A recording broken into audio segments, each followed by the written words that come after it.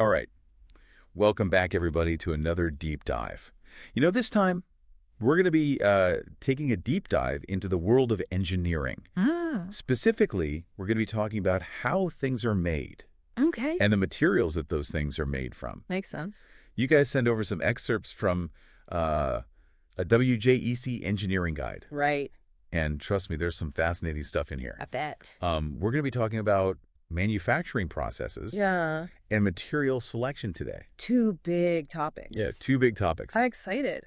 So, have you ever wondered how something as simple as a paperclip gets made? Yeah, actually. Or why a bridge can hold tons and tons of weight? Or like a skyscraper or something. We're going to uncover all those secrets today. Right. So let's get started. Let's do it. When it comes to manufacturing, Mm-hmm. engineers use all sorts of techniques Yeah. to shape and join different materials. Right.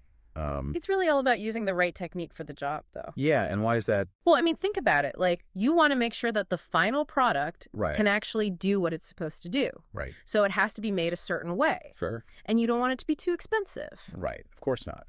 So that all plays into it. So, like, for example, Mm-hmm. if you wanted to make a car, Mm-hmm. you'd have to bend sheet metal to form the body, Right, exactly. or maybe use a strip heater Uh, to mold some of the plastic components. yeah, like the dashboard or something. Exactly. And even the way that you join the materials together. Oh, yeah. That's huge. Like, if you're going to weld something versus riveting it, Yeah. that's a big decision. It is because, I mean, that can really make or break Right. the strength and durability of whatever you're making. Exactly. You know, what I think is really cool is the material selection side of things. Yeah, and the testing. Oh, the testing. That was so interesting to read about. So basically, engineers have to choose the right material for the job based on what they're making. Right. And then they have to make sure Yeah. that that material can withstand the stress Right. that it's going to face, once it's actually in use. Right. So they put these materials through a whole bunch of tests. Yeah, they put them through the ringer Yeah. to see what they can handle. There's like impact tests Mm. where they're hitting the material with a weight. Yeah. There's tensile tests Right. where they're pulling on the material to see when it breaks. Right, exactly, to see how strong it is. They even have tests where they're twisting Oh, yeah. and squeezing the material. It's like they're trying to break it on purpose. I know.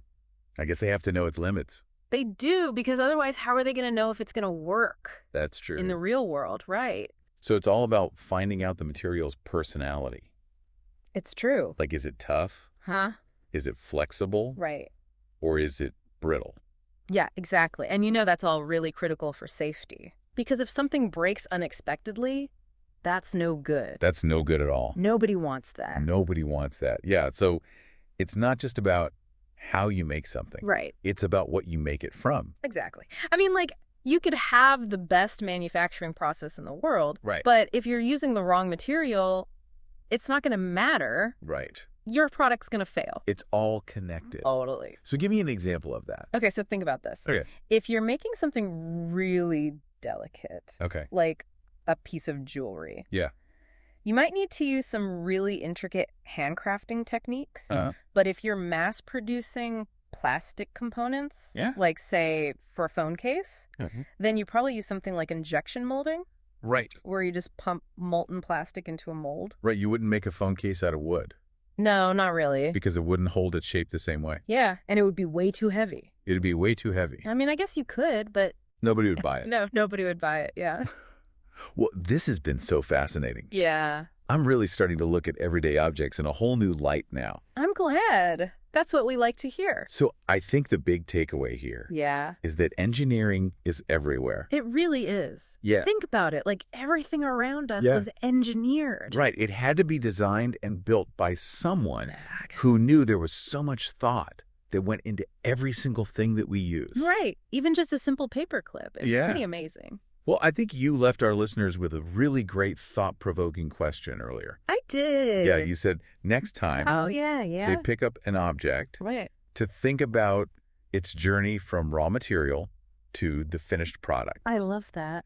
and to think about what kind of properties the engineers were looking for when they chose the materials and what kind of manufacturing techniques were used to shape it. That's the stuff. Yeah, I think that's a really great way I agree. to kind of appreciate the world around us. Yeah. So thank you so much for joining me Thanks for having me. on this deep dive. It was fun. I know I'll never look at a paperclip or a bridge Or a phone case. or my phone case the same way again. That's great. And to all of our listeners out there, keep those curious minds exploring.